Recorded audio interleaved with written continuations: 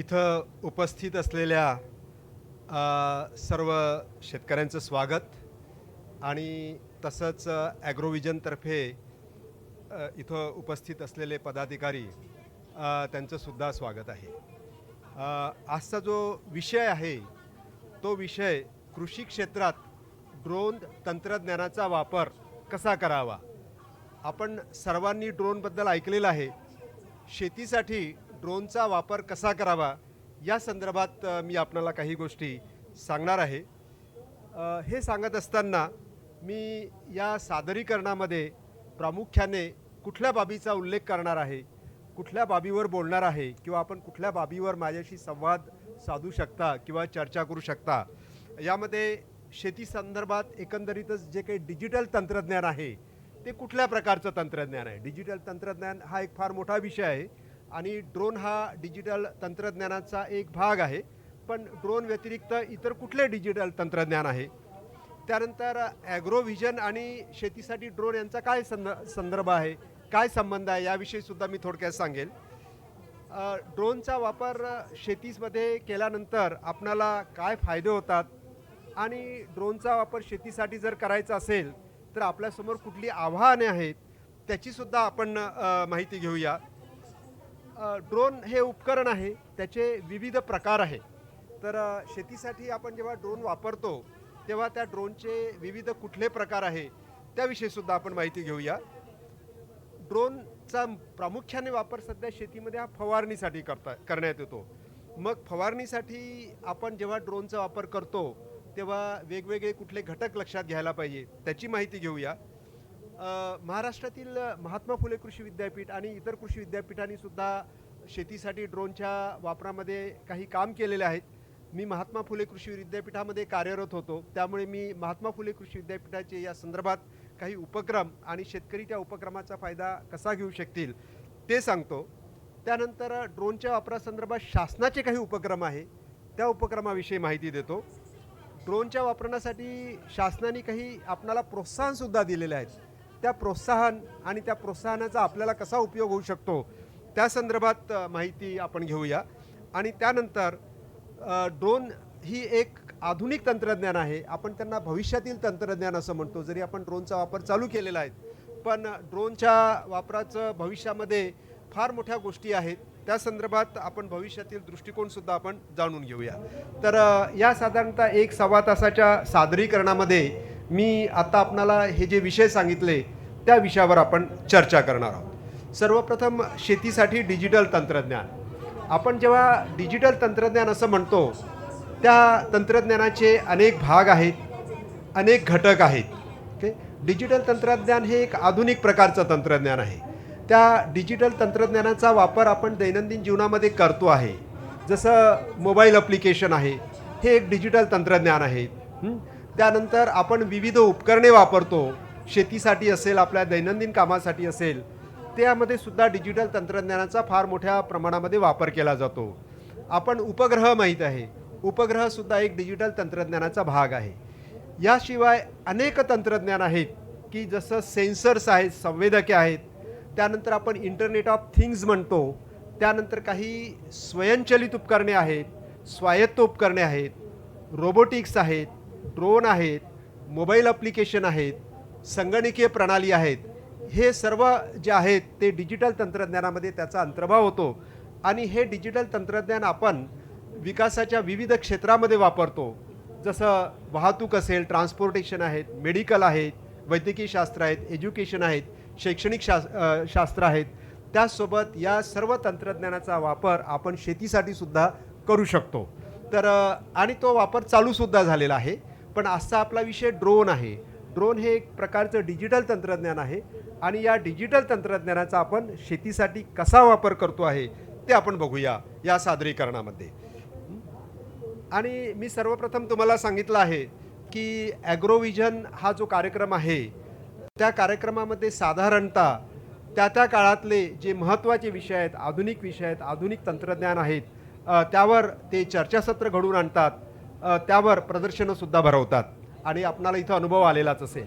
तर ड्रोनचं हे जे तंत्रज्ञान आहे हे तंत्रज्ञान साधारणतः एक 4-5 वर्षापासून आपणाला शेतीसाठी वापरण्यास सुरुवात झालेली आहे आणि तेव्हापासूनच ॲग्रोव्हिजननी सुद्धा या तंत्रज्ञानामध्ये भाग घ्यायला सुरुवात केलेली आहे. महात्मा फुले कृषी विद्यापीठामध्ये सुद्धा आम्ही 5 वर्षापासून या तंत्रज्ञानामध्ये काम करत आहोत आणि ॲग्रोव्हिजननी आम्हाला तेव्हापासूनच सांगितलं आहे की तुम्ही या तंत्रज्ञानाचा प्रचार आणि प्रसार करण्यासाठी ॲग्रोव्हिजनमध्ये सहभागी व्हा. आणि त्याचप्रमाणे ॲग्रोव्हिजनची पदाधिकारी मंडळीसुद्धा कृषी विद्यापीठामध्ये भेट देण्यासाठी आलेली आहे.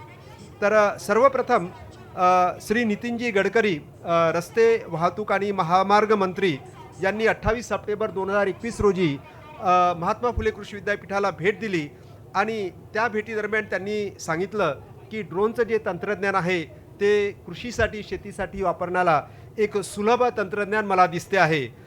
पण या ड्रोनची किंमत खूप जास्त आहे. तेव्हा त्या ड्रोनची किंमत 8 लाख रुपये होती शेतीसाठी वापरायचं असेल तर. माननीय मंत्री महोदयांनी असं सांगितलं की त्याची किंमत आपल्याला 1.5 ते 2 लाखापर्यंत जर आपण आणली तरच हे जे तंत्रज्ञान आहेत ते तंत्रज्ञान शेतकऱ्याला वापरण्यामध्ये सुटसुटीत होऊ शकेल, फायदेशीर होऊ शकेल. आणि त्याचसोबत त्यांनी हे पण सांगितलं की ते शासन स्तरावर आम्ही एक धोरण राबवू की ज्या धोरणाद्वारे आपणाला प्रत्येक खेड्यामध्ये साधारणतः 4 ते 5 ड्रोनचा पुरवठा करता येईल ग्रामीण युवकाला आणि त्याद्वारे आपल्याला ड्रोनद्वारे शेतीसाठी फवारणी आणि विविध उपक्रम आपल्याला याद्वारे करता येईल. आणि मला सांगण्यामध्ये आनंद आहे की माननीय गडकरी साहेबांनी जे आम्हाला मार्गदर्शन केलं की ड्रोनचा शेतीसाठी वापर त्यावर आम्ही विविध कार्य केलेले आहेत. ड्रोनची किंमत कशी कमी आणावी त्यासाठी सुद्धा कार्य केलेले आहे आणि आता ती साधारणतः 5 ते 6 लाखापर्यंत आलेली आहे. आणि भारत सरकारने अशा काही योजना जाहीर केलेल्या आहेत आणि त्या अस्तित्वातसुद्धा आणलेल्या आहेत. त्याची माहिती मी या सादरीकरणाच्या शेवटी देणारच आहेत की ज्याद्वारे प्रत्येक खेड्यामध्ये आपणाला 4 ते 5 ड्रोन हे उपलब्ध होऊ शकेल. तर त्या दरम्यान त्यांनी जे काही एक संभाषण केलं होतं त्याची मी एक चित्रफीत थोडक्यामध्ये आपणाला दाखवतो. माननीय मंत्री महोदयांनी आमच्या ड्रोनच्या कार्यशाळेस ड्रोनच्या प्रयोगशाळेत साधारणतः संपूर्ण एक सत्र दिलं होतं आणि त्यांनी आमचं त्यामध्ये विविध प्रकारे त्यांनी आम्हाला मार्गदर्शनसुद्धा केलेलं आहे. त्यानंतर ॲग्रोव्हिजन इथं जे झालं होतं 24 ते 26 डिसेंबर 2021च्या दरम्यान, तर त्या दरम्यान महात्मा फुले कृषी विद्यापीठाची ड्रोनची संपूर्ण टीम इथं आली होती आणि त्यांनी इथं जे काही प्रात्यक्षिकंसुद्धा घडून आणले होते तेव्हा भारत सरकारचे माननीय कृषी मंत्रीसुद्धा हजर होते आणि त्यांनीसुद्धा असं सांगितलं की साधारणतः ड्रोनमध्ये पुढच्या काही वर्षामध्ये 5 लाख हे जॉब्स येण्याची शक्यता आहे. 5 लाख आपण रोजगार निर्माण करू शकतो. आणि त्या दरम्यान त्यांनी जे संभाषण केलेलं होतं त्याची एक मी 2 मिनिटामध्ये फीत दाखवतो. आपल्या विकासाची एक योजना तयार करावी लागते. मी आता राहुरी कृषी विद्यापीठात VC मला घेऊन गेले. मी ड्रोन पाहिले स्प्रेइंग करणारे आणि त्यावेळी त्या ड्रोनची किंमत त्यांनी 8 लाख आहे म्हणजे आता आम्ही 5 लाखावर आणली म्हटलं 1.5 लाखावर आली पाहिजे. ते म्हणाले कसं, तर मी म्हटलं हे जे ड्रोनचं इंजिन आहे हे लिथियम आयन बॅटरीवर आहे. शेतकऱ्याचं फ्युएल आहे म्हणजे शेतकऱ्याचं पेट्रोल डिझेल म्हणजे कोणतं तर इथेनॉल आहे आणि ते लावलं तुम्ही तर हे इंजिन 1.5 लाखात हा ड्रोन तयार होईल. आणि मी आता महाराष्ट्राचे कृषी मंत्री दादा भुसे माझ्याबरोबर त्यांना सांगितलं तुम्ही योजना तयार करा की प्रत्येक गावात 4 तरुण मुलांना ड्रोन द्यायचे आणि ते जे ड्रोन आहेत ते गावातला पूर्ण स्प्रेइंगचं काम फवारा आणि ते जे ड्रोन आहेत ते गावातला पूर्ण स्प्रेइंगचं काम फवारा मारायचं काम हे ड्रोनच्या मार्फत सगळ्या शेतीवर करायचं. 1.5-2 लाखाचा ड्रोन असेल तर त्याचा इफेक्ट कसा आहे त्याचा स्टडी आहे. साहेब सांगते की त्याचा खर्चही कमी आहे, प्रभाव जास्त आहे, वेस्टेज नाही आहे आणि ड्रोनने स्प्रेइंग केल्यावर मी ते डोळ्यांनी पाहिलं आता राहुरीत आणि त्यामुळे टेक्नॉलॉजीचा उपयोग आपण आता ड्रोनच्या मुख्य विषयावर येऊया. कारण ड्रोनच्या प्रसारामध्ये ॲग्रोव्हिजनचा खूप मोठा सहभाग आहे. त्यामुळे मला त्याविषयी 5 मिनिट व्यतीत करणे मला आवश्यक वाटलं. कारण त्याद्वारे विदर्भातील शेतकऱ्यांनाच नाही तर मध्य भारतातील शेतकऱ्यांमध्ये ड्रोनचा प्रसार झालेला आहे आणि त्यापैकी बहुतेक शेतकऱ्यांनी आमच्याकडे प्रशिक्षणसुद्धा घेतलेलं आहे. शेतीमध्ये आपण ड्रोन कशासाठी वापरू शकतो कारण बऱ्याच वेळा असं बोललं जातं की शेतीमध्ये ड्रोन हा फक्त फवारणीसाठीच वापरण्यात येतो, पण फवारणीच्या व्यतिरिक्त ड्रोन आपणाला विविध कार्यासाठी सुद्धा वापरू शकतो. शेतीमध्ये आपण जेव्हा फवारणी करतो, फवारणी मुख्यत्वे आपल्याला 2 प्रकारची करायची असते. एक फर्टिलायझर्सची करायची असते, खताची फवारणी करायची असते, आपण त्याला अन्नद्रव्य असे म्हणतो, त्याची फवारणी करणे. आणि जेव्हा पिकावर वेगवेगळ्या प्रकारच्या रोग किंवा किडीचा प्रादुर्भाव होतो, तेव्हा आपल्याला वेगवेगळ्या रसायनाची, म्हणजे आपण त्याला इन्सेक्टिसाईड म्हणजे रोगनाशक किंवा कीडनाशक असं म्हणतो, त्याची फवारणी करता येतं. तर त्या दोन्ही प्रकारच्या फवारणीसाठी आपल्याला ड्रोनचा वापर करता येतो. कसा आपण पुढे बघूया. त्याचसोबत ड्रोनचा वापर हा पेरणीसाठी सुद्धा करण्यात येतो. जरी ड्रोनचा पेरणीसाठी कसा वापर करावा या संदर्भातलं शास्त्र हे पूर्णपणे विकसित झालेलं नाही आहे, पण याच्यावर संशोधन चालू आहे. पण आपल्याला पेरणीसाठी सुद्धा करू शकतो. त्यानंतर पक्ष्यांपासून जेव्हा पिकाची राखणी करायची असते, तेव्हा सुद्धा आपल्याला ड्रोनचा वापर करण्यात येतो. आपल्याला साधारणतः माहिती असेल की कोविड पूर्व काळामध्ये आपल्याला माहिती आहे की टोळधाड जी आहे त्याची एक वावटळ आपल्याला साधारणतः पश्चिमेकडून म्हणजे पाकिस्तानातून भारतामध्ये येत होती. आणि त्या धाडीपासून आपल्या भारतातील पिकाचं संरक्षण कसं करावं हा एक फार मोठा प्रश्न होता, कारण तो कोविडचा काळसुद्धा होता. तर त्यामध्ये तेव्हा आपण ड्रोनचा वापरसुद्धा मोठ्या प्रमाणामध्ये करण्यात आला आणि जी लोकस्ट टोळधाड होती ती भारतामध्ये पुढे सरकण्यापासून आपण त्यावर नियंत्रण मिळवू शकलो. तर हे ड्रोनचा हा एक प्रकारचा वापर आहे. आणि दुसऱ्या प्रकारचा जो वापर आहे तो म्हणजे आपल्याला शेती संदर्भामध्ये वेगवेगळ्या प्रकारचे जे निर्णय घ्यायचे असतात, म्हणजे शेतीमध्ये पेरणी केव्हा करायची, शेतीमध्ये फवारणी केव्हा करायची, कसं करायची ते तर आहेच, त्यानंतर शेतीला सिंचन केव्हा द्यायचं, शेतीला वर विविध प्रकारच्या क्रिया कशा कराव्या, पिकाची काढणी केव्हा करावी, या संदर्भातले जे निर्णय आहे ते निर्णयसुद्धा आपण ड्रोनच्या माध्यमातून घेऊ शकतो. अर्थात यासाठीचं जे शास्त्र आहेत ते सध्या विकसित होत आहे. पण आपण पुढील काही 2-3 वर्षामध्ये आपणाला ड्रोनद्वारे असं म्हणू शकेल की आता शेताला पाणी देण्याची जरुरी आहे, सिंचन देण्याची जरुरी आहे, किंवा आपल्याला खरीप हंगामामध्ये आता शेतीमध्ये एवढा ओलावा झालेला आहे, आपण पेरणी करू शकता, किंवा आता कीड आणि रोगाचा प्रादुर्भाव झालेला आहे, तुम्हाला या प्रकारचं तुम्हाला रोगनाशक कीडनाशक फवारणं आवश्यक आहे. या प्रकारचे निर्णयसुद्धा आपण ड्रोनद्वारे घेऊ शकतो. अर्थातच मी पूर्वी सांगितल्याप्रमाणे ड्रोन हे सध्या विकसित होणारं शास्त्र आहे आणि फवारणीसाठी म्हणजे फवारणी कशी करावी, कशा प्रकारे करावी याविषयीचं शास्त्र हे पूर्णपणे विकसित झालेलं आहे. पण इतर जे शास्त्र आहेत, पेरणी कशी करावी, त्याचप्रमाणे कुठल्या प्रकारचे निर्णय केव्हा घ्यायचे हे मात्र विकसित होण्याच्या मार्गावर आहेत. आणि ज्या प्रकारे या संशोधनामध्ये वेग आपण घेतलेला आहे भारताने, तर मी सांगू इच्छितो की 2 ते 3 वर्षामध्ये हे सुद्धा तंत्रज्ञान शेतकऱ्यांसाठी उपलब्ध होणार आहे. त्यानंतर मुख्य जो उपयोग आहे फवारणीसाठी आपण ड्रोन कसा वापरावा हा त्याचा मुख्य उपयोग आहे. जेव्हा आपण म्हणतो की फवारणीसाठी ड्रोन वापरायचा आहे, का वापरायचं आहे, कारण त्याचे निश्चितच काही फायदे असेल तरच आपण वापरू. त्याचे अनेक फायदे आहेत.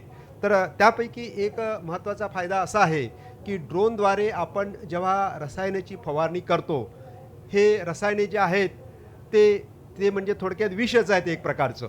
तर आपण ड्रोनद्वारे जेव्हा फवारणी करतो तेव्हा आपल्याशी त्या रसायनाचा सरळ संपर्क होत नाही. हा एक प्रमुख फायदा आहे.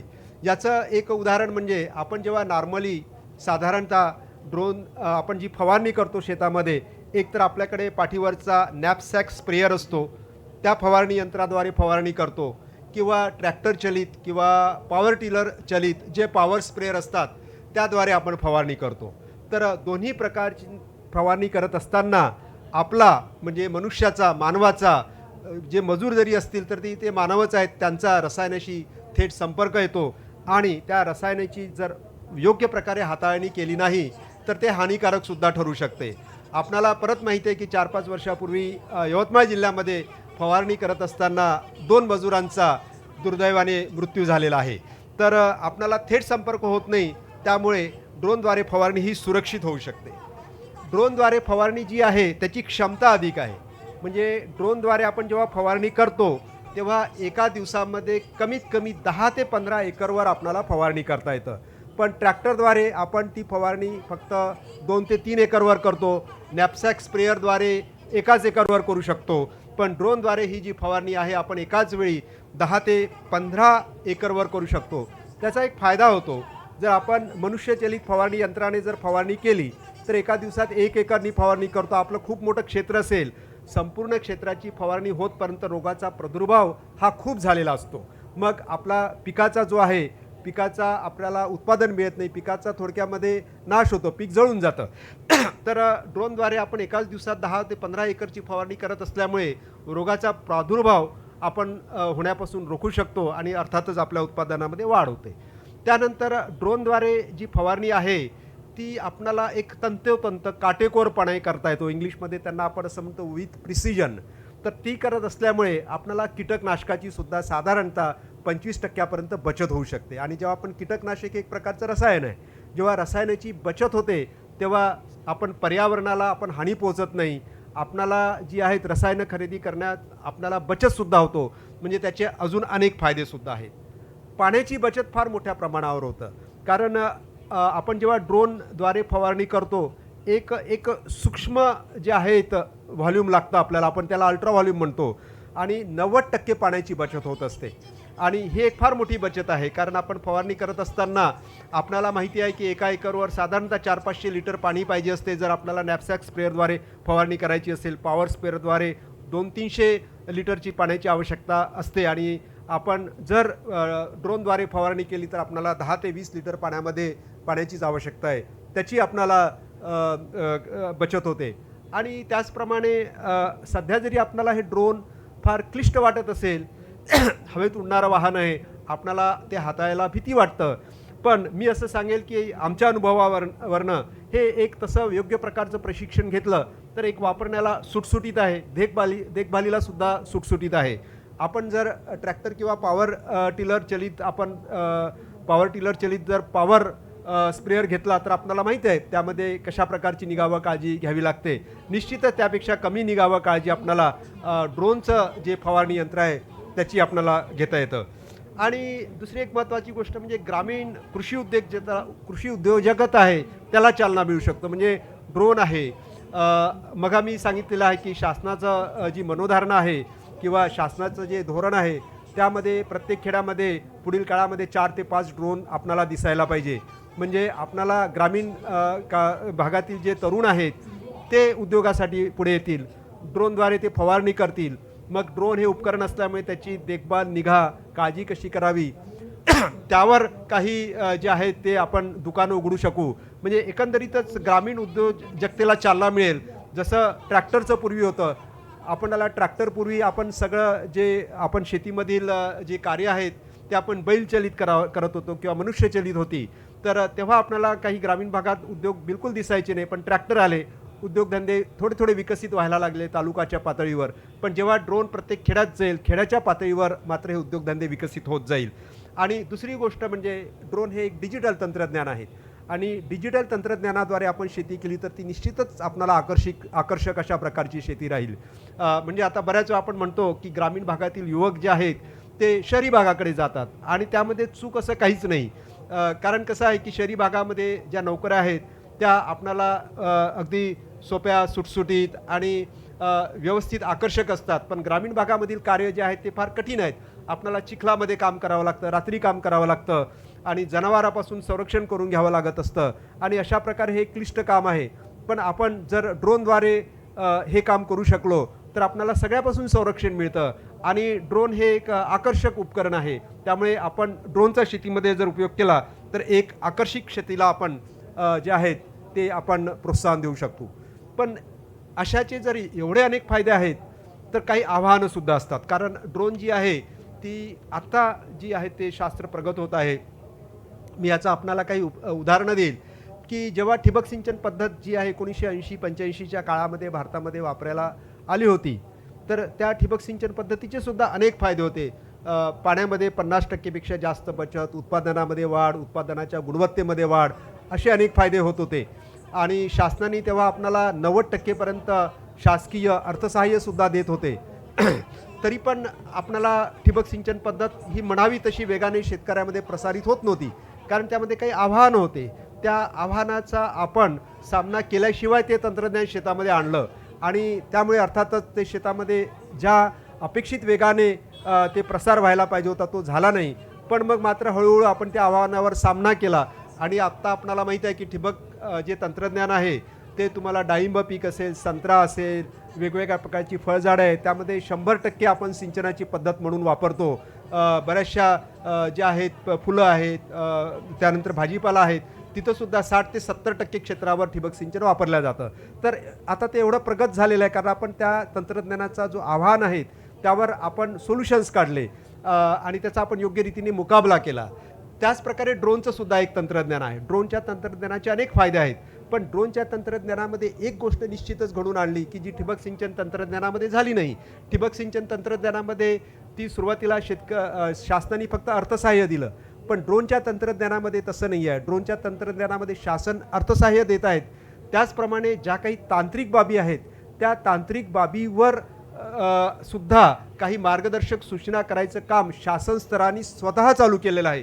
शेतकऱ्यांची तेवढी मागणी झाली नसताना, कारण शेतकऱ्यांची मागणी केव्हा होतं की शेतकरी ते तंत्रज्ञान घेतं, आत्मसात करतो, मग त्यांना अडचणी येतात, मग त्यांची मागणी होते. पण शासनाने शेतकऱ्यांच्या मागणीपूर्वीच या तंत्रज्ञानामध्ये कुठले समोर जाऊन आव्हानं येतील आणि त्यावर काय मार्गदर्शक तत्व सूचना पाहिजे याद्वारे त्यांनी आधीच विचार केला आणि शासनाने अर्थसहाय्य आणि त्याच प्रकारे तांत्रिक मार्गदर्शन कसं करावं या संदर्भात दोन्हीचाही एकाच वेळी त्यांनी काम चालू केलेलं आहे.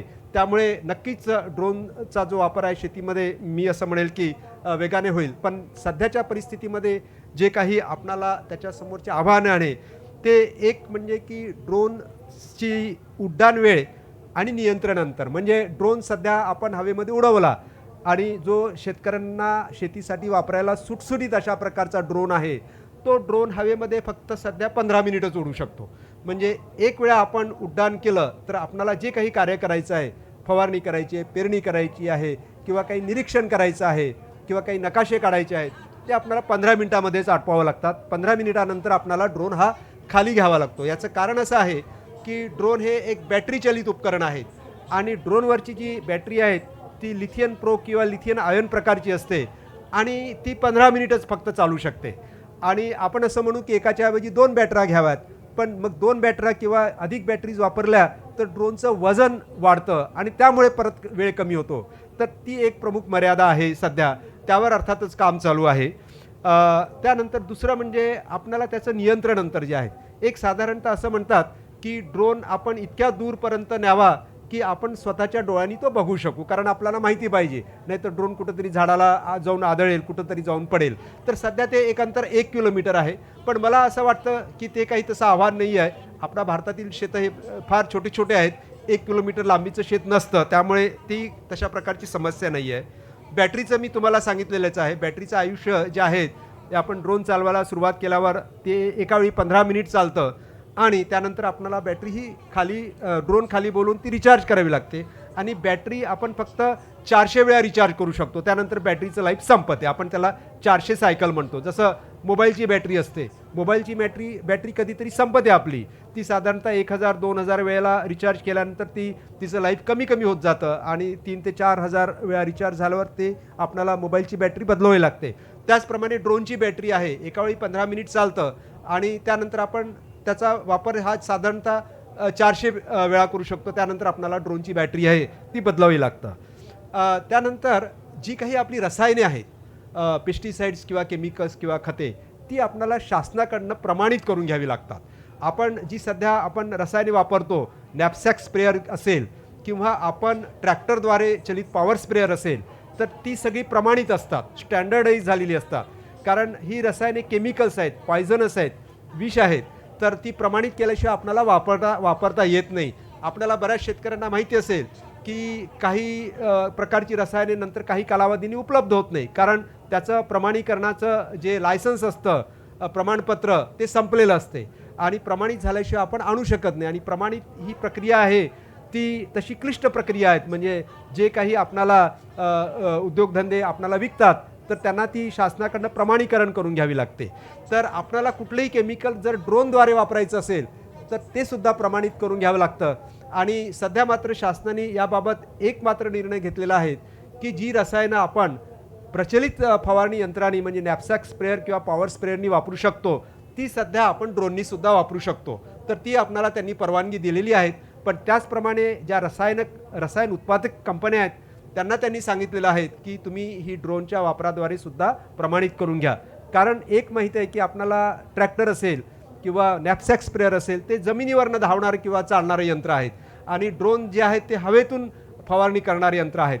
तर त्यासाठी प्रमाणीकरण ही प्रक्रिया वेगवेगळी असते. पण शासनाने मात्र ड्रोनचा वापर आणि त्यावर चालना मिळवण्यासाठी काही आपणाला ज्या आहेत एक मार्गदर्शक सूचना दिलेल्या आहेत आणि त्याचा आधार करून जी प्रमाणित सध्या रसायने आहेत इतर फवारणी यंत्रांनी आपण देऊ शकतो ती ड्रोननी सुद्धा देऊ शकतो आहेत.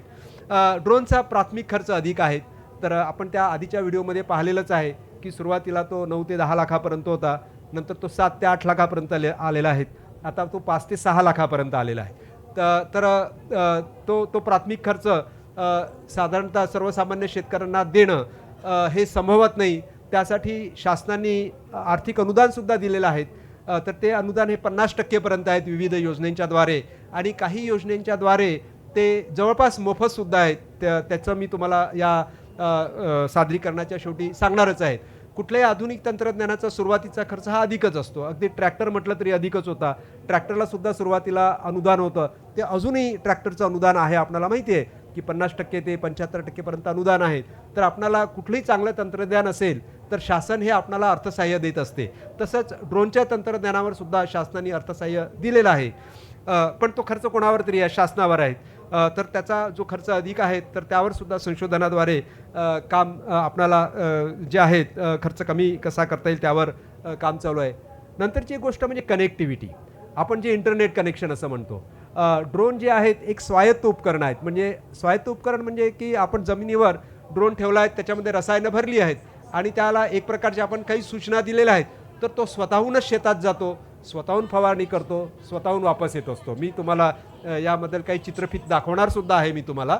तर कुठल्याही प्रकारचं स्वायत्त उपकरण असेल तर त्याला इंटरनेट कनेक्टिव्हिटी पाहिजे असते. जसं मोबाईल आहे, मोबाईलद्वारे आपण व्हिडिओ बघतो, बोलतो, आपण चित्रफितसुद्धा दाखवू शकतो, अनेक गोष्टी करू शकतो. पण जर आपल्याला कनेक्टिव्हिटी नसेल तर मोबाईलद्वारे आपण काहीच करू शकत नाही. तर त्याच प्रकारे आपल्याला ड्रोनद्वारे सुद्धा आहेत. तर ड्रोनला कनेक्टिव्हिटी एकाच वेळी 12 सॅटेलाईटची पाहिजे असते. ती शहरामध्ये असते, पण शहरामध्ये आपण ड्रोन वापरू शकत नाही. आणि ग्रामीण भागामध्ये ती कनेक्टिव्हिटी जरा कमी असते. पण आता बहुतेक ग्रामीण भागामध्ये कनेक्टिव्हिटी आलेली आहेत आणि आता 4Gवरून आपण 5Gवर आलेलो आहोत. 6Gमध्ये आपण नक्कीच जाणार आहोत. तेव्हा मात्र त्या कनेक्टिव्हिटीची समस्या पुढे जाऊन राहणार नाही, पण सध्या काही भागामध्ये आहे. पण यामध्ये सर्वात मोठी जी समस्या आहे ती म्हणजे जमीन धारणा आणि त्यानंतर हाय टेन्शन इलेक्ट्रिक लाईट ज्या जातात, उच्च ताण असलेल्या विद्युत लाईन आपण असं म्हणतो, किंवा मोठी मोठी झाडे. आपल्याला परदेशासारखं नाही आहे. जसं आपण ऑस्ट्रेलिया आहेत, ब्राझील आहेत, ऑस्ट्रेलिया आहेत, न्यूझीलंड आहेत, आपण त्याच्या शेतीची आपण नेहमी तुलना करत असतो. तिथं 1-1, 2-2 हजार एकर ही शेतकऱ्याची जमीन धारणा आहे. तिथं त्यांना अशा प्रकारचा व्यत्यय येत नाही.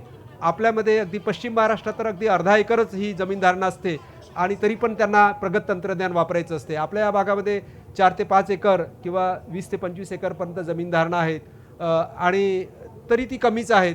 मध्येच हाय टेन्शनची लाईन असते, मध्येच झाडं असतात. ही एक समस्या आहे. पण त्या समस्येवर सुद्धा आपण संशोधनाद्वारे मात मिळवलेली आहेत. ड्रोनवर एक विशिष्ट प्रकारचं उपकरण असते. तर ते उपकरण जर कुठल्याही प्रकारचा अडथळा आला तर त्या अडथळ्याची त्या ड्रोनला जाणीव येते. आता समोर अडथळा येणार आहे तर तो अडथळ्याला पार करून पुढे जाऊ शकतो. म्हणजे झाड येणार आहे तर तो त्या ड्रोनला माहिती असते की आता झाड येणार आहे, आपण आता वळायला पाहिजे. तर मग तो वळून तो ड्रोन समोर जातो. ट्रॅक्टर किंवा आपल्याला स्वतः जे आपण काही ऑपरेट करतो त्याला तशी आवश्यकता नसते. आपल्याला दिसतं ते झाड आलेलं आहे, आपण ट्रॅक्टरला वळवतो. पण ड्रोन हे स्वयंचलित आहे. आपण मनुष्य ड्रोनवर बसून ऑपरेट करत नाही. तर त्या मनुष्य तो एकतर जमिनीवरनं करू शकतो किंवा स्वयंचलित असतो. तर त्यामध्ये त्याला ड्रोनला आपोआप माहिती व्हायला पाहिजे की नाही आता हाय टेन्शन लाईन आलेली आहे, झाड आलेलं आहे. तर त्या प्रकारच्या ज्या आहेत त्या यंत्रणा विकसित झालेल्या आहेत. त्यानंतर नंतरच्या ज्या 2-3 समस्या इथं मी तुम्हाला म्हटलेल्या आहेत त्यावर आपण आता जवळपास मात मिळवलेली आहेत. 3-4 वर्षापूर्वीची गोष्ट होती. ड्रोनद्वारे फवारणी कशी करावी त्यावर प्रशिक्षण मिळत नव्हतं. ड्रोन हे एक वाहन आहे, त्यामुळे आपल्याला त्याचा परवाना पाहिजे. तर त्या परवाना देण्याच्या संस्था नव्हत्या. आता त्या सगळ्या संस्था झालेल्या आहेत आणि जे काही वैधानिक आणि नियामक समस्या होत्या त्यावर सुद्धा आपण मात मिळवलेली आहे. सध्या बहुतेक महाराष्ट्रातील कृषी विद्यापीठामध्ये ड्रोनद्वारे प्रशिक्षण दिलं जातं आणि ड्रोन चालवायला आपल्याला जो परवाना पाहिजे असतो तर त्या परवान्यासंदर्भामध्ये सुद्धा काही संस्था आहे. महात्मा फुले कृषी विद्यापीठ राहुरी इथे एक अशी संस्था आहेत की ज्याद्वारे आपणाला परवानासुद्धा ड्रोन चालवायला मिळू शकतो. तर यावर आपण साधारणतः मात केलेली आहे. आणि सगळ्यात शेवटची गोष्ट म्हणजे हवामान. ड्रोन हा एक हवेतून चालणारा वाहन आहे. पाऊस असेल तर आपल्याला ड्रोनचा उपयोग करता येत नाही. अर्थातच फवारणीसारखी कामं आपण पावसामध्ये करतसुद्धा नाही. पण वाऱ्याचा वेग खूप असेल तर आपल्याला ड्रोन चालवणं कठीण होतं. एक तर ड्रोन हा स्थिर राहत नाही हवेमध्ये त्या काळात, किंवा जेव्हा फवारणी होते आपल्याला फवारणी इथं करायची आहे हॉल नंबर 1मध्ये, फवारणी हॉल नंबर 2मध्ये होईल. जसं आता हॉल नंबर 1मधला आवाज हॉल नंबर 2मध्ये येतो, तशा प्रकारचं सुद्धा होण्याची शक्यता आहे. वाऱ्याचा वेग जास्त असेल तेव्हा फवारणी आपल्याला करता येत नाही. तर त्यामध्ये आपण मार्गदर्शक तत्त्वे आपण तयार केलेली आहेत की आपण ड्रोनद्वारे फवारणी कुठल्या प्रकारचं हवामान असेल तेव्हा करावी. तर त्याच प्रकारे जर खूप उष्ण हवामान असेल तर ड्रोनद्वारे जी फवारणी होतो ती फार बारीक बारीक कण असतात 100 ते 150 मायक्रॉनचे. तर ते आपल्याला खाली आपल्याला झाडापर्यंत रोपापर्यंत पोहोचायला पाहिजे तरच त्याचा उपयोग होईल. पण खूप तापमान असेल तर ते हवेतच त्याचं बाष्पीभवन होऊ शकते. तर अशा काही हवामानविषयक समस्या आहेत, पण त्यामध्ये आपण अशा प्रकारचं हवामान नसताना आपण ड्रोनद्वारे आपण फवारणी करू शकतो. आता ड्रोन जे आहेत त्या ड्रोनचे अनेक प्रकार आहेत. मग यापैकी कुठला प्रकार आपण फवारणीसाठी वापरायला पाहिजे? तर आपणाला एक माहिती आहे, एक प्रकारचा तर ड्रोन आपल्याला सर्वांनाच गेल्या 10 वर्षापासून माहिती आहे. आपण फोटोग्राफीसाठी जो ड्रोन वापरतो, प्रमुख लग्न कार्यामध्ये वापरतो किंवा कुठल्याही प्रकारचं समारंभ असेल त्या समारंभामध्ये आपण त्या प्रकारचे ड्रोन वापरत असतो. ते एक छोटे ड्रोन असतात, त्याला आपण नॅनो ड्रोन म्हणतो. त्या ड्रोनवर एक कॅमेरा ठेवलेला असतो किंवा एक मोबाईलचा कॅमेरा ठेवलेला असतो. तर त्यात बागे आपल्याला चित्रफित काढता येतं, चित्र काढता येतं, वेगळ्या प्रकारची कार्य करता येतो. तर त्या प्रकारचे जे ड्रोन आहेत त्याला आपण एक रोटर प्रकारचे ड्रोन असं म्हणतो. तर तुम्हाला एक तिथं दिसत असेल एक 4 पाते असतात. 4 म्हणून त्याला क्वाड्राकॉप्टर, 4 पाते असणारा ड्रोन असं म्हणतो आपण त्याला. तर तशा प्रकारचे ड्रोन आहेत. आणि त्या प्रकारचे ड्रोन जे आहेत ते तुम्हाला माहिती असेल की साधारणतः बऱ्याच वेळा एक महाविद्यालयीन युवकसुद्धा आपणाला येतो आणि तो सगळं चित्रण करून चालला जातो. वापरायला सुटसुटीत आहेत. तर शेतीसाठी सुद्धा आपल्याला वापरायला तशाच प्रकारचा ड्रोन पाहिजे. तर त्याला आपण मल्टी रोटर ड्रोन असं म्हणतो. मी तिसऱ्या याच्यामध्ये नोंद केलेली आहे, अनेक रोटर ड्रोन. तर त्या प्रकारचा ड्रोन हा फवारणीसाठी वापरतो. पण साधारणतः शेतीसाठी मी इथं जी नोंद केलेली आहे त्या 4 प्रकारचे ड्रोन आहेत ते आपण वापरू शकतो. पहिल्याला आपण फिक्स विंग ड्रोन असं म्हणतो. फिक्स विंग ड्रोन म्हणजे एक साधारणतः तुम्ही एक लहान विमान असं धरून चाला की त्याला 2 पाते असतात आणि त्याला मात्र धावपट्टी पाहिजे असते. एक सिंगल रोटर ड्रोन म्हणजे तुम्ही हेलिकॉप्टरसाठी तुलना करू शका, त्याला मोठ्या प्रकारचे पाते असतात. मल्टी रोटर ड्रोन म्हणजे मी तुम्हाला फोटोग्राफीसाठी जो ड्रोन सांगितला आहे त्या प्रकारचा ड्रोन. आणि एक हायब्रिड ड्रोन असतो की त्यामध्ये फिक्स विंग ड्रोन आणि मल्टी रोटर ड्रोन त्यामधलं कॉम्बिनेशन केलेलं असते, म्हणजे त्या दोन्हीचे फायदे केलेले असतात. तर हा एक फिक्स विंग ड्रोन आहे, हा अशा प्रकारचा ड्रोन आहे. यामध्ये एक जो आहे याचा एक फार मोठा फायदा म्हणजे तो 3 ते 4 तास हवेत राहू शकतो. हा एक त्याचा फायदा आहे. एक साधारणतः फोटोग्राफीसाठी वापरलेला जातो तो. आणि त्याच प्रकारचा त्याचा तोटा असा आहे, त्याला धावपट्टी पाहिजे आणि शेतामध्ये धावपट्टी तयार करणं आपल्याला शक्य होत नाही. आणि त्याच प्रकारची किंमत जास्त असते. तर त्याच्यामुळे शासनाच्या किंवा कुठल्याही संस्थेच्या स्तरावर जेव्हा आपल्याला कुठल्याही याचं निरीक्षण करायचं असेल तेव्हाच या फिक्स विंग ड्रोनचा वापर होतो. फवारणीसाठी किंवा आपल्याला शेतकऱ्याच्या स्तरावर याचा वापर होणार नाही. पण तुमच्या माहितीसाठी मी सांगतो आहे. त्याचप्रमाणे एक सिंगल रोटर ड्रोन आहे, हेलिकॉप्टरचा ड्रोन. आपल्याला माहिती आहे की विमान आणि हेलिकॉप्टरचा फरक आपल्याला माहीत आहे. विमान धावपट्टीच्या ठिकाणी जाऊ शकतो, त्यामुळे विमान सगळीकडे जाऊ शकत नाही. तर पण हेलिकॉप्टर मात्र आपल्याला एक अपेक्षित जागा असेल तर त्या प्रकारे हेलिकॉप्टर तिथं उतरू शकतो, उड्डाण घेऊ शकतो. तर हेलिकॉप्टर एक म्हणजे एक मोठ्या प्रकारचा ड्रोनच असतो, फक्त तो स्वयंचलित असतो, मानव चालक विरहित असतो. हेलिकॉप्टरमध्ये चालक असतो. पण सिंगल रोटर ड्रोन जो हेलिकॉप्टरचा आहे त्याला एक तोटा असा आहे की त्याचे पाते फार मोठे असतात आणि आपल्याला जे शेत आहेत त्या ठिकाणी एवढा पात्याचा ड्रोन उतरायला अडचणी जाऊ शकतात. तो पातं कुठंतरी अडकू शकेल, त्याच्यामुळे तो ड्रोन खाली येऊ शकेल. तर त्यामध्ये साधारणतः परत आपल्याला काही संशोधनाची जर कार्य करायची असेल संस्थात्मक स्तरावर तरच आपण या ड्रोनचा वापर करतो. नंतरचा ड्रोन हा मात्र मल्टी रोटर ड्रोन. हा ड्रोन मात्र शेतकऱ्याला वापरायला सुलभ आहे आणि शासनाने सुद्धा अशाच प्रकारचा ड्रोन वापरण्यासाठी मार्गदर्शक प्रणाली तयार केलेल्या आहेत आणि ते शेतकऱ्यांना उद्युक्त करतात. तर यामध्ये जेवढे पाते आहेत त्या प्रकारे त्या ड्रोनचे प्रकार आहेत. म्हणजे इथं मी तुम्हाला दाखवलेलं आहेत. पहिल्या चित्रामध्ये 4 पाते आहेत म्हणून त्याला क्वाडकॉप्टर ड्रोन असं म्हणतात. दुसऱ्याच्या 6 पाते आहेत म्हणून त्याला हेक्झाकॉप्टर असं म्हणतात. आणि तिसऱ्या याच्यात 8 पाते आहेत म्हणून त्याला ऑप्टाकॉप्टर ड्रोन असं म्हणतात. तर जेव्हा जेव्हा पात्याची संख्या वाढतं तेव्हा ड्रोनचं वजन वाढतं आणि ड्रोनचं किंमत सुद्धा वाढत असते. तर बऱ्याच वेळा शेतकरी असं म्हणतात मग आम्ही कुठल्या प्रकारचा ड्रोन वापरावा. तर फवारणीसाठी एक साधारणतः आम्ही असं म्हणतो की तुम्ही हेक्झाकॉप्टर ड्रोन वापरावा किंवा तुम्ही त्याची व्यवस्थित निगा काळजी आणि नियंत्रण ठेवू शकत असाल तर क्वाडकॉप्टर ड्रोन तुम्ही वापरू शकता. म्हणजे 4 पाते किंवा 6 पाते असणारा. 4 पाते असणाऱ्या ड्रोनवर तुम्ही 10 लिटरचीच टाकी वापरू शकता किंवा त्यापेक्षा कमी. 6 पाते असणाऱ्या ड्रोनमध्ये मात्र तुम्ही 10 ते 15 लिटरची टाकी आपण वापरू शकता. या मर्यादा आहेत त्याच्या. पण आम्ही सर्वसाधारणपणे असं सांगतो की फवारणीसाठी तुम्ही एक 6 पात्याचा ड्रोन वापरा. आणि जेव्हा मॅपिंग करायचं असते किंवा निरीक्षण करायचं असते तेव्हा आपण काय करत असतो की आपणाला बऱ्याच मोठ्या क्षेत्रावर आपणाला तो ड्रोन जावा लागतो आणि तेव्हा मात्र तुम्ही ऑक्टाकॉप्टर ड्रोन वापरावा. त्याला एक कारण आहे की जेवढ्या पात्याची संख्या असते तेवढा ड्रोन हा जास्त स्थिर राहू शकतो. आणि जेव्हा आपल्याला कुठल्याही प्रकारचे निरीक्षण घ्यायचे असतात, निर्णय घ्यायचे असतात त्यावर विशिष्ट प्रकारचे कॅमेरे बसवलेले असतात. मोबाईल कॅमेरे नाही, विशिष्ट प्रकारचे असतात.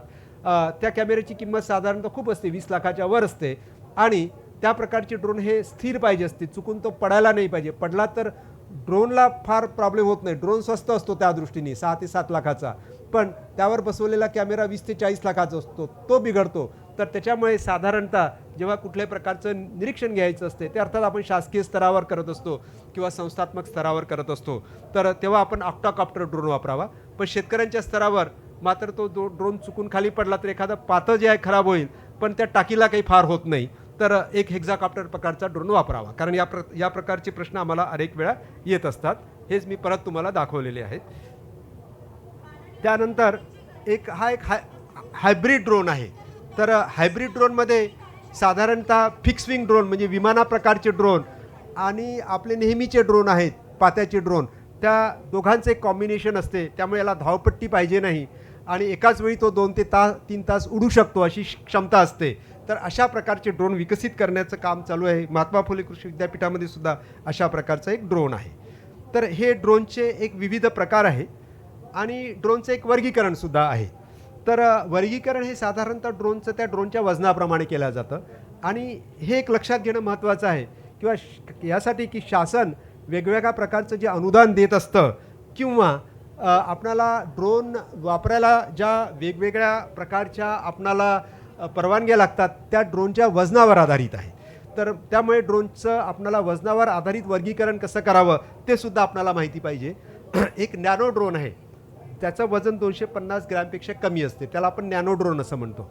जो लग्न समारंभातल्या फवारणीसाठी वापरला जातो तो नॅनो ड्रोन आहे. त्याला विकत घ्यायला किंवा वापरायला कशाही प्रकारची परवानगी पाहिजे नाही, पण त्याला कुठल्याही प्रकारचं शासकीय अनुदानसुद्धा नाही आहे. तर ते नॅनो ड्रोन झाले. म्हणजे तुम्हाला जर फोटोग्राफीसाठी ड्रोन वापरायचा असेल कुठल्याही समारंभात नॅनो ड्रोन घ्या आणि तो बिंदास तुम्ही वापरा, त्याला कुठल्याही प्रकारची परवानगी नाही. त्यानंतर 250 ते 2 किलोचा जो आहे त्याला मायक्रो ड्रोन असं म्हणतो. सूक्ष्म ड्रोन 2 किलो ते 25 किलो, लहान स्मॉल ड्रोन 25 किलो ते 150 किलो, त्याला आपण मिडियम प्रकारचा ड्रोन. आणि 150 किलोपेक्षा जास्त जर त्याचं वजन असेल तर त्याला आपण मोठा प्रकारचा ड्रोन लार्ज ड्रोन असं म्हणतो. आणि जेव्हा ड्रोनचं वजन असं म्हणतो तेव्हा त्या ड्रोनवर आपण जर काही कॅमेरा बसवला आहे किंवा आपण फवारणीसाठी टाकी बसवलेली आहे आणि त्यामध्ये एक द्रावण आहे त्याच्या वजनासह आहे तो, फक्त ड्रोनचं वजन नाही.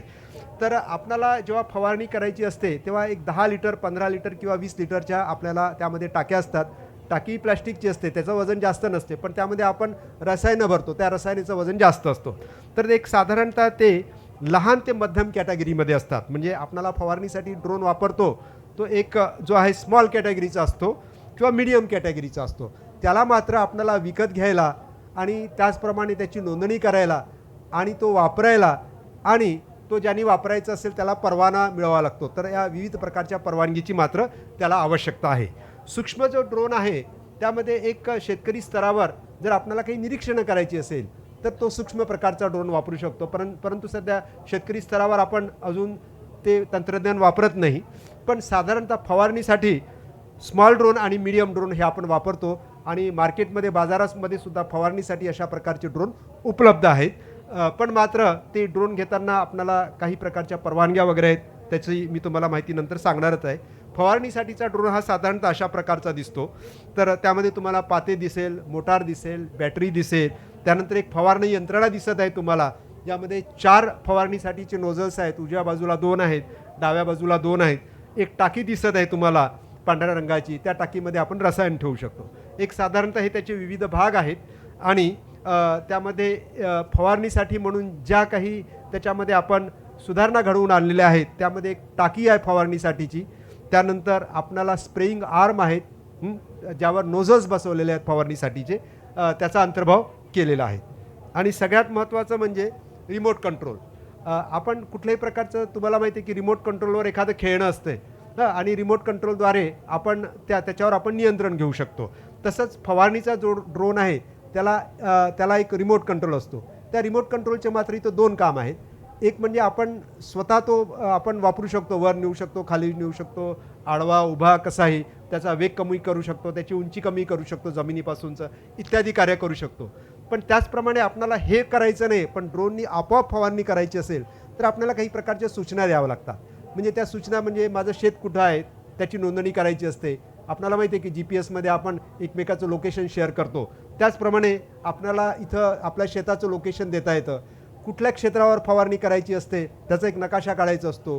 त्यानंतर किती स्पीडनी ड्रोन हा आपल्याला उडायला पाहिजे, किती उंचीवरनं उडायला पाहिजे, या सगळ्याचा जो डाटा आहे आपण तो रिमोट कंट्रोलद्वारे देऊ शकतो.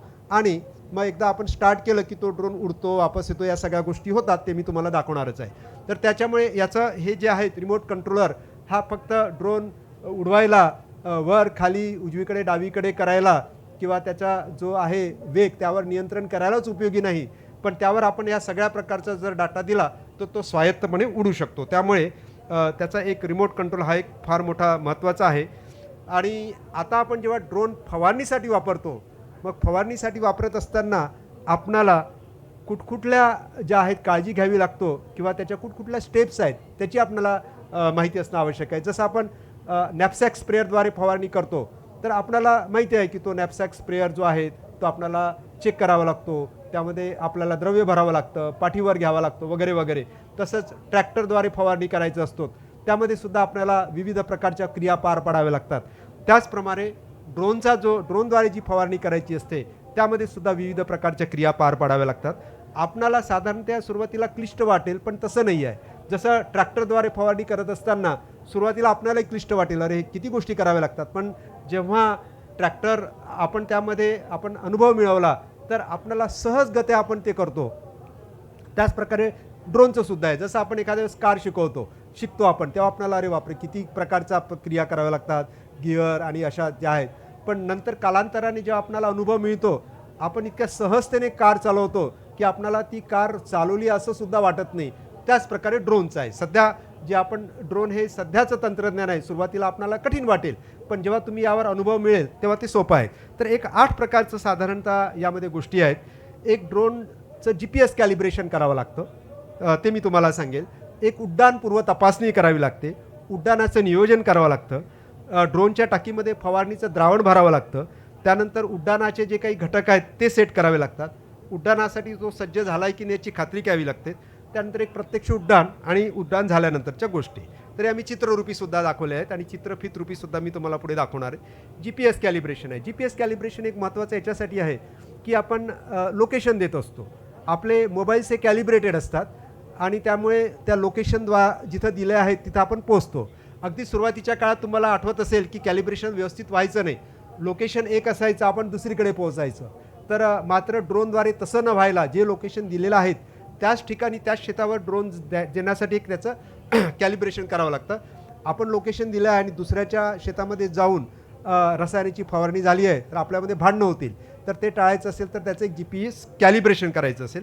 एक उड्डाणपूर्व तपासणी करायची असते, म्हणजे आपण आदल्या दिवशी ड्रोन वापरलेला असतो, मग त्याचे काही स्क्रू जे असं म्हणतो आपण स्क्रू किंवा काही पार्ट खिळखिळे झाले असेल, मग ते आपण ते वापरले तर ते एखाद्या वेळेस ते पडू शकतात, ड्रोन पडू शकतो. त्याच्यामुळे त्याचं एक उड्डाणपूर्व तपासणी करून घ्यावी, सगळे नट बोल्ट व्यवस्थित आहे की नाही त्याची खात्री करून घ्यावी. एक उड्डाणाचं नियोजन आहे. नियोजन म्हणजे आपल्याला त्या शेताचं लोकेशन द्यायचं असते, त्यानंतर त्या शेतातला कुठल्या भागावर फवारणी करायची असेल ते आपल्याला द्यायचं असते. समजा आपल्याला एकाच वेळी आपल्याला सोयाबीन आहे आणि त्याचप्रकारे आपल्याला कॉटन आहेत, कापूस आहेत, तर मग आपल्याला कुठं फवारणी करायची आहे, कुठल्या क्षेत्रावर फवारणी करायची आहे, त्याचं एक मॅपिंग करायचं असते. त्यानंतर आपल्याला ड्रोनची जी टाकी आहे त्यामध्ये आपल्याला रसायनं भरायची असते, द्रावण आहे त्याची माहिती. त्यानंतर त्याचे काही पॅरामीटर्स असतात, म्हणजे ड्रोन हा किती उंचीवरनं गेला पाहिजे, किती स्पीडनी गेला पाहिजे आणि एका वेळी ड्रोन फवारताना किती जी रुंदी आहे त्या रुंदीवर त्यांनी फवारणी करायला पाहिजे, ते आपल्याला घटक त्याची नोंद करायची असते. सोपं सुटसुटीत आहेत, जसं आपण मोबाईलद्वारे नोंद करतो त्या प्रकारे. त्यानंतर तो उड्डाणासाठी सज्ज झाला आहे की नाही याची खात्री करायची आणि प्रत्यक्ष ड्रोनचं मिशन चालू होतं आणि मग ड्रोनद्वारे फवारणी होत आहे की नाही त्यासाठी आपण काय करायचं असते की शेतामध्ये अशा प्रकारचे एक पिवळे कागद आहेत, ते जर दिले, त्यावर जर द्रावण येत असेल तर आपण असं म्हणू की ती फवारणी झालेली आहे. हे मी चित्रफितीद्वारे सुद्धा मी तुम्हाला एक दाखवतो मी इथं.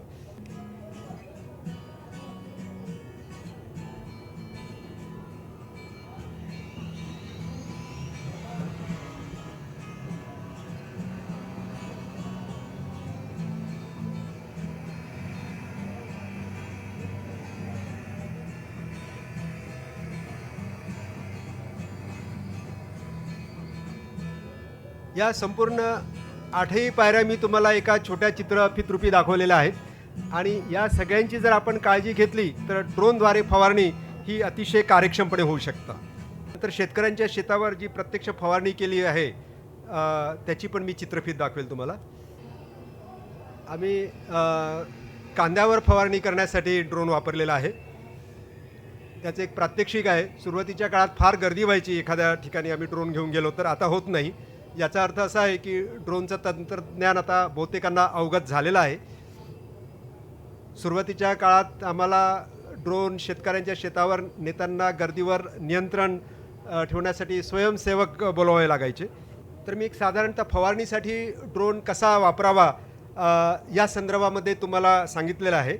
आणि त्याचप्रकारे आता आपल्याला रसायनं कुठल्या प्रकारचे आहेत, किती वापरावे याविषयी मी एक थोडक्यात माहिती देईल.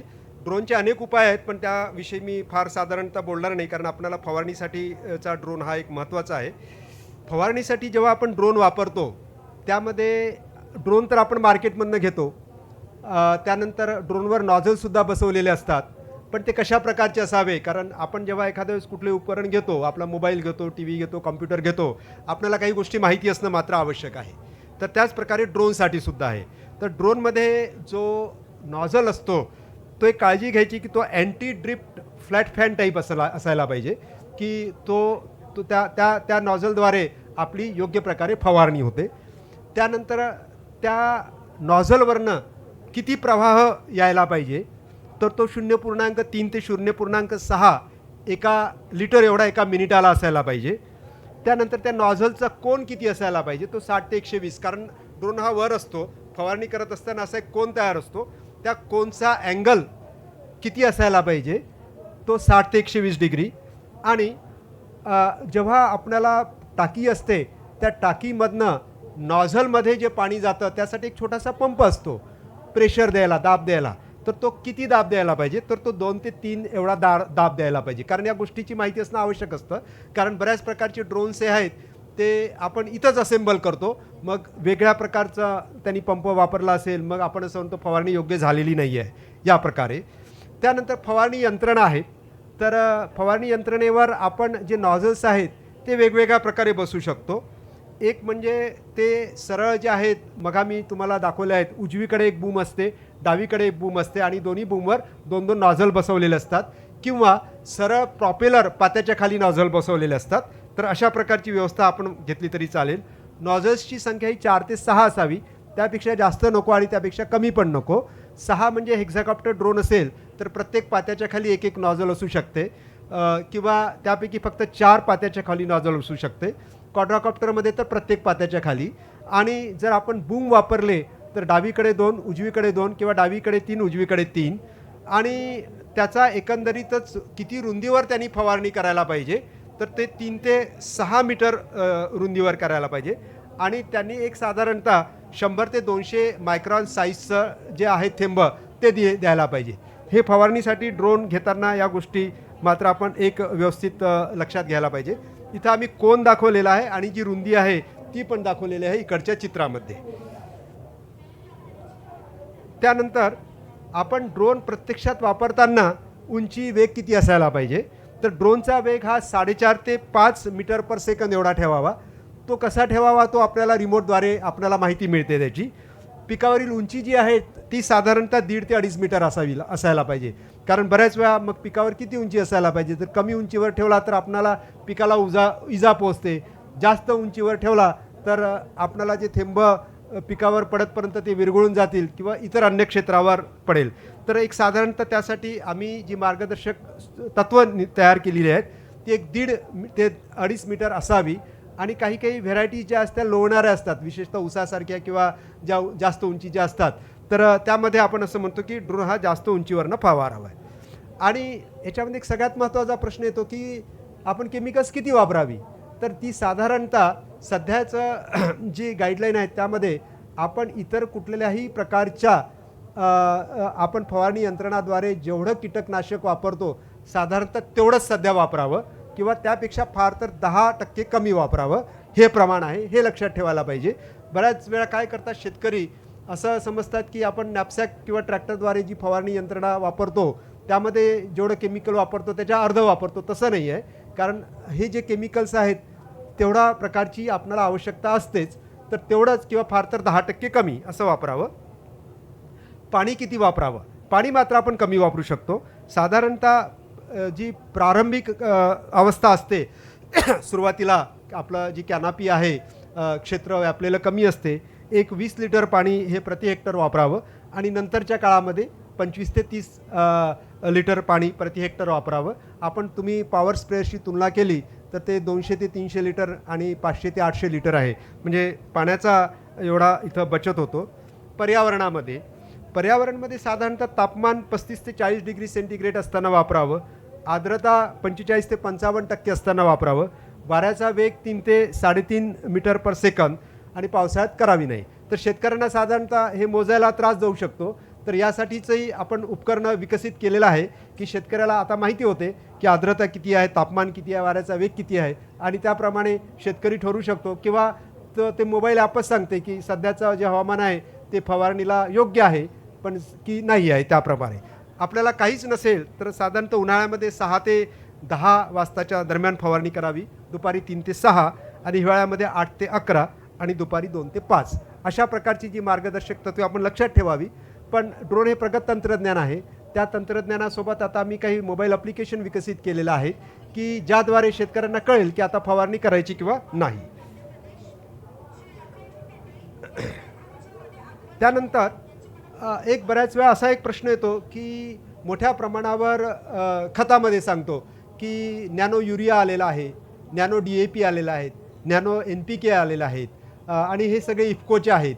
तर हे ड्रोनद्वारे फार मोठ्या प्रमाणावर वापरण्यात येत आहे.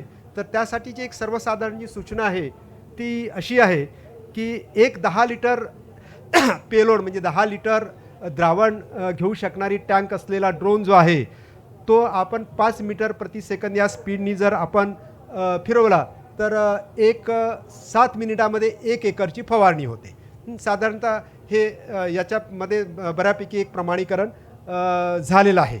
तर आपणाला आणि बॅटरीची लाईफ जी आहे ती 15 ते 16 मिनिट असते. म्हणजे त्याच्यामध्ये असं गणित आहे की आपण ड्रोनमध्ये 10 लिटर रसायन टाकायचे, ड्रोन उडवायचा, 1 एकर क्षेत्रावर फवारणी होते, ड्रोन खाली येईल, खाली आल्यानंतर आपण त्या टाकीमध्ये परत द्रावण भरायचं, परत तो हवेमध्ये जाईल, परत 7 मिनिटामध्ये 1 एकरवर फवारणी होईल, परत ड्रोन खाली आल्यावर जर आपल्याला क्षेत्र फवारायचं असेल तर बॅटरीसुद्धा बदलावी लागतं आणि द्रावणसुद्धा टाकावं लागतं. तर थोडक्यामध्ये एक वेळ आपण ड्रोन उडवला तर आपणाला 7 मिनिटामध्ये 1 एकरवर मात्र त्या 10 लिटरमध्ये फवारणी होते. आणि यामध्ये जर नॅनो युरिया जर आपल्याला वापरायचा असेल तर तो साधारणतः 250 ते 500 मिलीलिटर जो नॅनो युरिया आहे तो 10 लिटर पाण्यामध्ये विरघळावा. तो वॉटर सोल्युबल असतो, विरघळतो. नॅनो NPK किंवा नॅनो DAP असेल तर तो 250 ते 400 ml तो 10 लिटर पाण्यामध्ये टाकावा. हे अशा प्रकारचं याचं एक गणित आहे. आणि जर कंबाईंड स्प्रे करायचा असेल नॅनो युरियाचा आणि नॅनो DAPचा मग मात्र आपल्याला 250 ते 500 मिलीलिटर नॅनो युरिया आणि 250 मिलीलिटर नॅनो DAP तो टाकायचा 10 लिटर पाण्यामध्ये आणि त्याची फवारणी करायची. आपणाला त्याच्याविषयी सविस्तर माहिती असेल तर माहिती घ्यायची असेल तर आपणाला त्या प्रकारचं जे सादरीकरण असेल त्यामध्ये आपणाला कळेल. पण नॅनो युरियामध्ये 4% नायट्रोजन असतं आणि नॅनो युरिया प्लस मार्केटमध्ये आलेलं आहे. आता त्यामध्ये 16 ते 20% नायट्रोजन नत्र असतो. नॅनो DAPमध्ये 8% नत्र असतो आणि 16% जो आहे PTO5 म्हणजे स्फुरद असतो. नॅनो NPKमध्ये हेच प्रमाण जे आहे ते 9 आणि 12% आहेत. ही जस्ट आपल्या माहितीसाठी आहे. पण वर जे सांगितलेलं आहे मी ते मात्र आपणाला नॅनो युरिया असेल किंवा कुठल्याही प्रकारचं नॅनो खत असेल तर त्याची फवारणी करताना लक्षात घ्यायच्या आवश्यकता गोष्टी आहेत. आणि रसायनाच्या बाबतीत मी तुम्हाला सांगितलेलंच आहे की जेवढी रसायने तुम्ही साधारणतः नॅपसॅक स्प्रेअर किंवा पॉवर स्प्रेअरद्वारे वापरता तेवढीच रसायने तुम्ही ड्रोनद्वारे सुद्धा वापरायची आहे. फार तर 10% कमी वापरा आणि एका एकरवर फवारायचं असेल तर तेवढी रसायने तुम्ही 10 लिटर पाण्यामध्ये टाका आणि 7 मिनिटामध्ये तुमची फवारणी होऊन जाईल. आणि यामध्ये मी काही सांगितलं आहे की रसायनं कशी तयार करायची. एक साधारणतः पहिले 5 लिटर पाणी टाकायचं आणि त्या 5 लिटर पाण्यामध्ये मघाजी तुम्हाला सांगितलेली ती खतं किंवा रसायने टाकायची, विरघळून घ्यायची. त्यानंतर मग आपण उर्वरित पाणी टाकायचं. म्हणजे आपलं टाकी ही भरलेली आहे. मग ती टाकी घेऊन तुम्हाला ज्या मी काही सूचना दिलेल्या आहेत त्या सूचनाचा वापर करून तुम्ही ड्रोनद्वारे फवारणी करू शकता. याची अनेक मार्गदर्शक तत्त्वे आहे. त्याविषयी मी फार माहिती सांगणार नाही कारण आपला वेळसुद्धा संपत आलेला आहे. आता कलंत्री साहेब आलेले आहेत. कलंत्री साहेब आपलं स्वागत आहे. 1:30 वाजता आहे. ठीक आहे, मला आहे अजून थोडा वेळ कारण तुमची एक फार मोठी चमू असते ती घेऊन तुम्ही इथं आलात.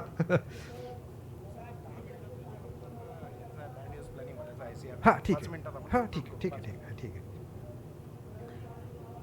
आता मी सरळ शेतकऱ्याला ज्या काही उपयोगी गोष्टी आहेत त्यावर येतो. एक आपल्याला 5-6 गोष्टीची आवश्यकता आहे की ड्रोन आपण कुठेही फिरवू शकत नाही.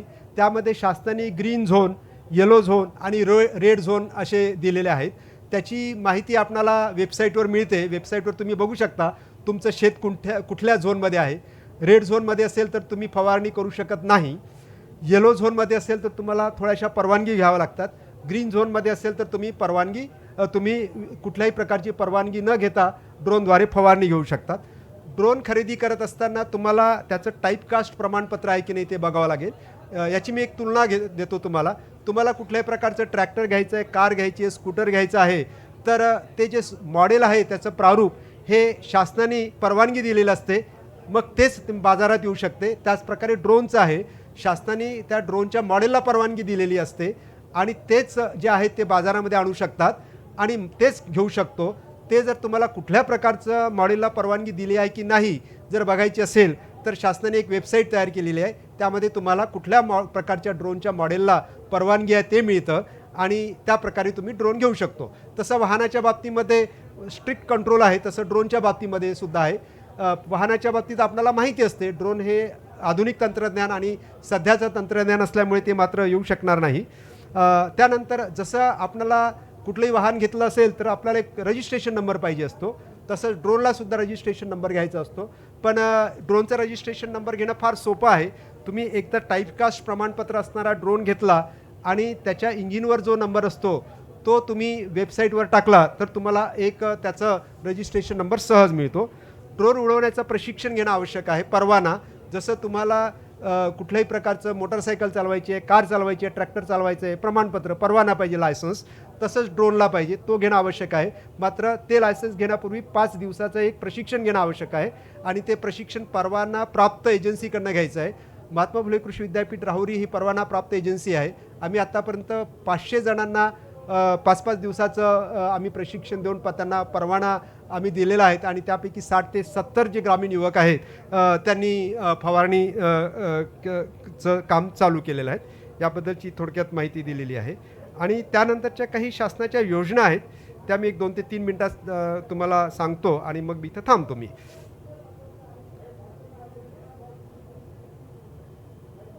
त्या योजना अशा आहेत की एक शासनाने किसान ड्रोन म्हणून एक योजना चालू केलेली आहे. जे ड्रोन आपण शेतीसाठी वापरतो त्याला किसान ड्रोन असं म्हणतात आणि त्या किसान ड्रोनचं जे इनॉग्रेशन आहे ते स्वतः माननीय पंतप्रधान नरेंद्रजी मोदी यांनी केलेलं आहे आणि त्यांनी त्या इनॉग्रेशनमध्ये स्वतः एका मोबाईलवर त्यांनी 100 किसान ड्रोन चालवलेले आहेत. ही एक योजना आहे. त्यानंतर साधारणतः ड्रोनचे नियम, ड्रोनची फवारणी कशी करावी, त्याच्या स्टँडर्ड ऑपरेटिंग प्रोसिजर्स या इत्यादी वेगवेगळ्या प्रकारच्या समित्या तयार करून त्यावरच्या आपण ज्या SOPs आहेत त्या आपण प्रसारित केलेल्या आहेत. मी स्वतः त्या 3 प्रकारच्या SOPमध्ये मी राष्ट्रीय स्तरावर ज्या समित्या होतो त्या समित्यात मी सदस्य होतो. आता संपूर्ण गाईडलाईन्स या आपण मिनिस्ट्री ऑफ फार्मर्स वेलफेअर आहेत त्याच्या वेबसाईटवर उपलब्ध आहेत किंवा ते मी पण देऊ शकतो. त्यानंतर स्वतः माननीय पंतप्रधान यांनी सांगितलं आहे की ड्रोनचा वापर शेतीसाठी हा एक गेम चेंजर आहे आणि भारत त्याच्यामध्ये लीडर होऊ इच्छितो आहेत आणि याद्वारे आपलं जे भविष्य आहे त्या भविष्यामध्ये 2 लाख ड्रोन हे शेतीसाठी वापरण्याचा मानस आहेत आणि त्या दृष्टीने कार्यवाही चालू पण झालेली आहेत.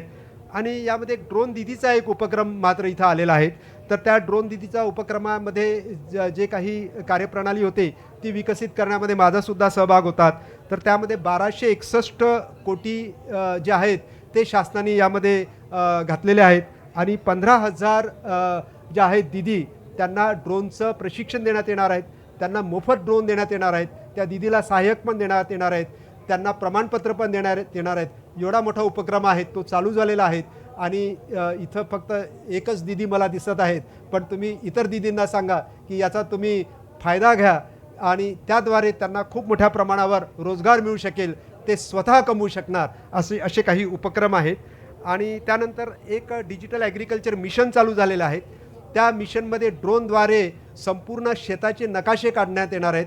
त्याची जमीन कशी आहेत, पीक कुठलं आहेत, काय आहेत आणि यामध्ये आपणाला हजारो प्रशिक्षित युवकाची आवश्यकता लागणार आहेत. यामध्ये सुद्धा शासनाने 2,000 कोटी रुपये मंजूर केलेले आहेत. तर इथं जे कोणी युवक असेल त्यांना मी असं सांगेल की तुम्ही ड्रोनवर प्रशिक्षण घ्या आणि तुम्ही या ज्या काही योजना आहेत त्या योजनामध्ये सहभागी व्हा आणि तुम्ही निश्चितच 75,000 ते 1 लाख रुपये प्रति महिना नक्कीच कमावू शकणार. कारण या शासनाच्या योजना आहेत. शासनाने अनुदान किंवा अर्थसहाय्य मंजूर केलेलं आहेत आणि पुढील 10 वर्षात मात्र तुम्हाला अशा प्रकारची शेती नक्कीच दिसणार आहेत की शेतकरी आधुनिक आहेत, सूटबुटातला आहेत, रिमोटद्वारे संपूर्ण शेती कंट्रोल करत आहेत, ड्रोनद्वारे फवारणी करत आहेत, वेगवेगळ्या उपकरणाच्याद्वारे सिंचन देत आहेत किंवा विविध कार्य करत आहेत आणि या दृष्टीने डिजिटल ॲग्रिकल्चर मिशनद्वारे हे कार्य चालू झालेलं आहे. तर मी इथं असलेल्यांना सगळं युवकांना, विद्यार्थ्यांना असं सांगू इच्छितो की तुम्ही नक्कीच यामध्ये सहभागी व्हा आणि भविष्य हे निश्चितच उल्हास आणि आल्हाददायक आणि प्रगत आहेत आणि आपण त्या दृष्टीने नक्कीच वाटचाल करत आहोत. तर एवढं बोलून मी इथं थांबतो. वेळ झालेला आहे आणि आपले काही प्रश्न असेल, उत्तर असेल तर त्याला मी नक्कीच प्रतिसाद देऊ इच्छितो आणि एवढं बोलून मी थांबतो. आयोजकाला धन्यवाद देतो. धन्यवाद.